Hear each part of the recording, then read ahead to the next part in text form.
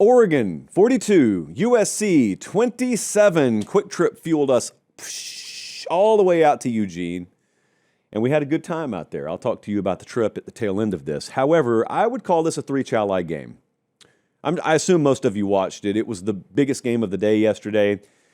Autzen Stadium in late fall. Just do it. Just make it an appointment destination trip. Many of you, I know it's tough to get out there. I'm not saying do it every other weekend, but make sure you get out there. It's an unbelievable trip. I'd say the same thing about Washington. Ironically, they go play Washington later this week. And it's just great up there this time of year. Little chilly, but that's okay. It's great up there this time of year. So this game, 19 penalties for 230 yards.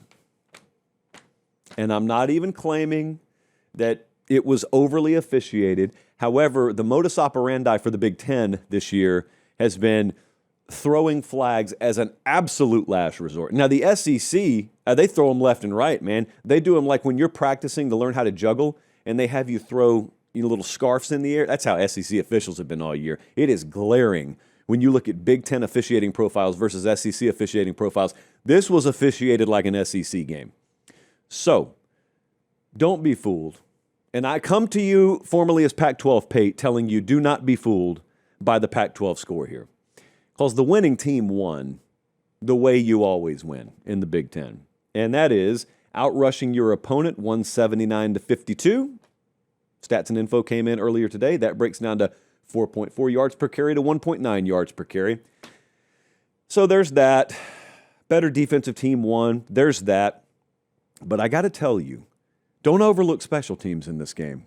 I thought special teams in many ways was the difference. Joe Lorig and his staff deserve a lot of credit.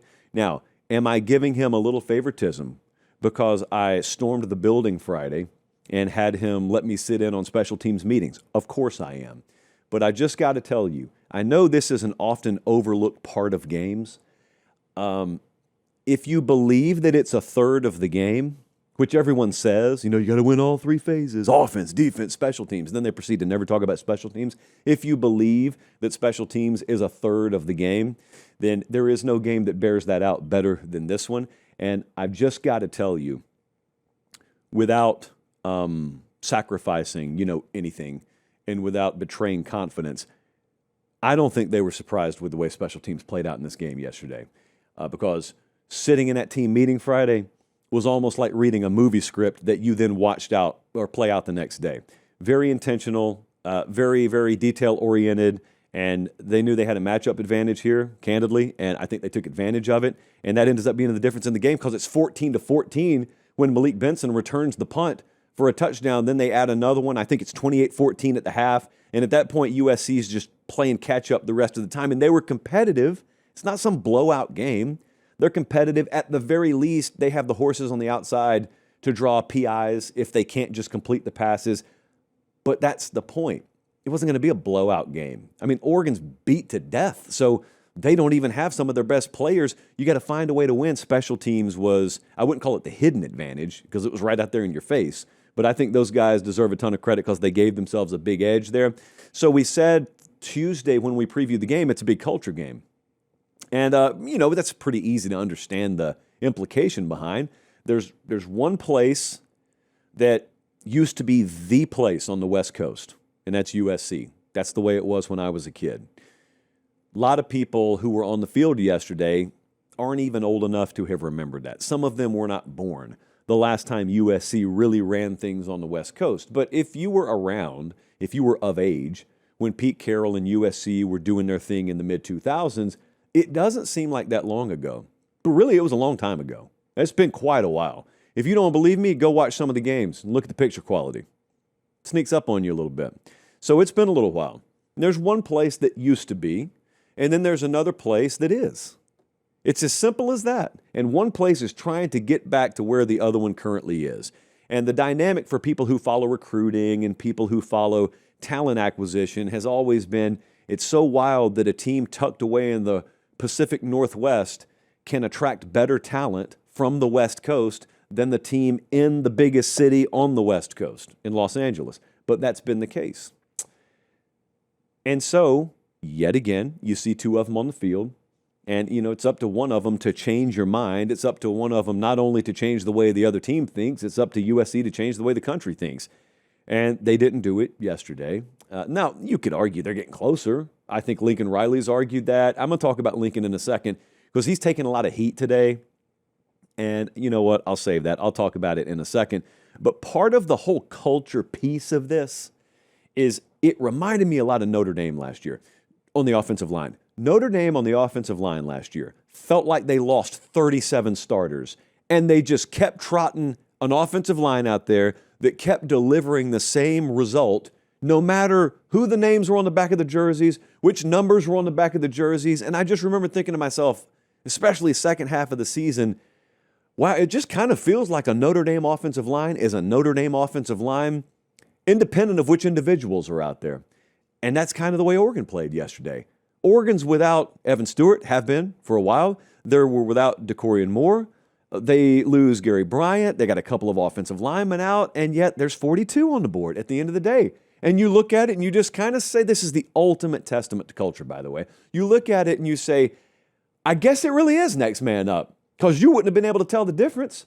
If I were to just show you the game yesterday, you don't know a whole lot about Oregon. You don't know the particulars. You're not looking at the injury reports or the depth chart. You just say, yep, that's an Oregon offensive day. Yep, that's an Oregon defensive day. Yep, that's a good, solid Oregon ground game. Dude, they're beat to death. The big hope up there is that they'll be able to get themselves some breathing time between this Saturday, hopefully if they win against Washington, and the conference championship happens and they're probably not in it, and so they got a first-round playoff game. Maybe they can get a little bit healthy. That's the hope up there. Hey, wait just a second. Appreciate you guys watching. Most of you are subscribed. If you're not, please do so. It's free. It helps us keep the show free, and that's how we do college football year-round. All right, back to the video. Because as I said last week, I'm never giving up on a team that has a talent roster like this, especially when they could be the one that gets healthy at the right time. Now, there's an understanding in that building that you can't be thinking way, way down the road. Like you got USC coming up, you got Washington coming up. If we don't win those games, it may be a moot point, but they won one of them, and now they got the other one this Saturday. They're a 6.5-point favorite, by the way, against Washington. If they win that one, then, yeah, you got an opportunity. But as for Lincoln Riley, so I know he's taking a ton of heat right now. Everybody's got an opinion on Lincoln Riley. A lot of people are taking swings at him because he just lost another big game on the road, and he's had a bad record on the road at USC. Well, that's because they haven't been good enough as a program. But the winning outside-in approach that he kind of took when he went there, they tried to course correct last year. And I remember when he went into the winter before last season, they understood big changes were needed in the program, and he had that press conference, and I made a big point to say, if he's serious about what he's saying, good, because I never punted on Lincoln Riley. I know a lot of you have. I've never punted on him. I still think really highly of him. I still think of him as a guy that if he gets his act together as a head coach rather than just an offensive mind, could still be really, really premier in the sport. But he's not yet, and he hasn't fully been yet. But that doesn't mean he couldn't be. But what he said last winter, like winter before last, was we're going to change everything. We're going to rethink everything. And those were just words. So I said, hey, he hired Lynn as the defensive coordinator. He's talked about a top to bottom sort of reapproach to the way you run a program. If he's serious about all that, good. Even if he nails it, though, it's a couple to maybe 3 years. Because you're really talking about tearing a lot of stuff philosophically down to the studs and then building it back up. Okay, they're better this year than they were last year. Unequivocally better this year than they were last year. Some would call that progress. Other people view it in a vacuum, and they just say, hey, you're going to finish 8-4 again, maybe 9-3, and that means you're not as good as Ohio State, you're not as good as Oregon, you're not going to make the playoff again, failure. And I said, if you're not willing to accept a 2 to 3 year window here, that it's going to take to rebuild on the fly, I get it, and it's fair, because you really shouldn't have to be making those moves several years into your tenure. But if you are going to accept it, then you're going to have to understand there is no snap of the fingers. There is no quick fix there. I would also guess from the outside looking in that if you've got a number one recruiting class, or you got a highly ranked recruiting class coming in, And you've got some young guys in the program right now, and then you got some veteran guys that are going to draft out or age out of the program. A lot of times what you're dealing with when you're looking at rosters like this is the younger crop of guys is your future. The incoming class is your future. And there's a lot of cosmetic leadership. You know, guys who are leaders by default, in other words. And it's like this layer off the top of the pond that you kind of have to scrape so that what you really want underneath can rise up. And sometimes there's no quick way to do that. And I think they're probably dealing with a little bit of that at USC. All I'm saying is I'm not giving up on him. Like, I still think it can work there. I still think they can win there. I just believe he made the moves 3 years in that he should have made immediately, but I do understand the hang-up. I do understand why he took his defensive staff out there with him. I get the real-world business side of how this industry works.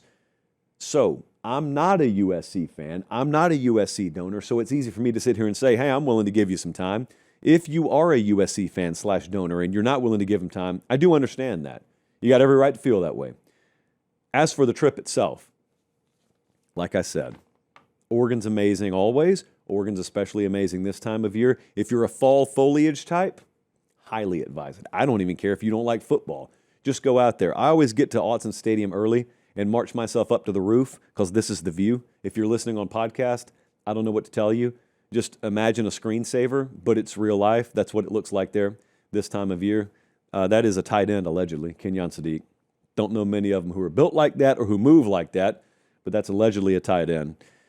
And it is Sunday when we're doing the show, which is ironic because I think you'll see him play on Sundays for a long time. We went out there on Friday, and Lauren Anderson and the folks over at the Warsaw Center always have us out there to speak, and I do a wide-ranging Q&A with the students there. Oh, it's so great. To the point where I told her when we were leaving there Friday afternoon, maybe we just bring a crew out here and broadcast this. It would be so great. It would be like an hour's worth of really, really captivating content that we could put on the YouTube channel. And then, I just want to say, I grew up in the South, okay? So for us to go to the West Coast and constantly get recognized and constantly have you guys wearing our T-shirts and constantly be asking for pictures, I don't care if I do it 500 times on a Saturday. I want to say thank you, and it is never lost on me how significant that is. Because one of the big indicators that we're growing is you have recognition coast to coast, but also one of the just wild things that have happened over the past 10 years in media is you used to never be able to reach an audience like that unless you had major network distribution at your disposal. And now with the advent of things like YouTube, things like podcast networks, people in Portland and Bend and Oregon City and Corvallis and Eugene and everywhere out there, they can listen to us on demand at their leisure and don't even have to be on a network. So we appreciate everyone out there. It was a great trip. Who knows, man? Maybe we'll be back in a few weeks.